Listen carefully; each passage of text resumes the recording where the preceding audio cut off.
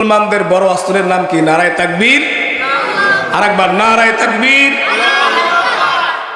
ভারতের মধ্যে আপনাদের খেয়াল আছে কিনা জানি না, কর্ণাটক নামে একটা প্রদেশ, আজ থেকে প্রায় আগে একজন মুসলিম নারী, আপনারা দেখছেন খবরটা তাই না? এই মেয়েটার নাম কি যেন আসলে মুস্কান।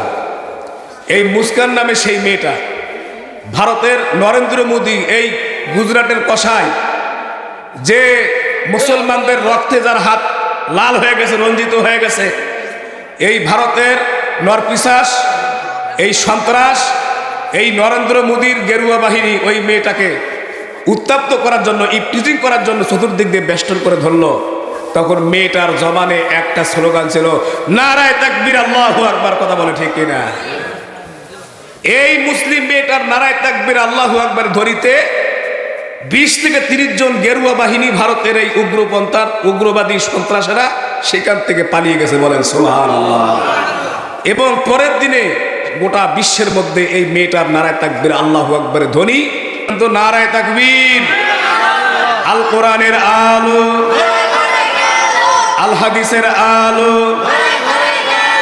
আমরা সবাই নবীর সেনা, ভয় করি না বুলেট বোমা।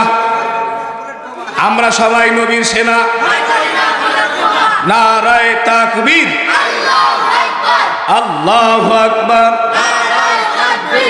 নারায়ে তাকবীর।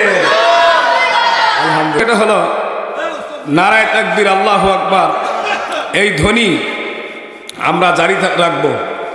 নারায়ে তাকবীর আল্লাহু আকবার যতক্ষণ আমাদের দেহের মধ্যে থাকবে, জারি থাকবে, শয়তান আমাদেরকে ওয়াসওয়াসা ধোঁকা দিতে পারবে না। কথা বলেন ঠিক না বেঠিক?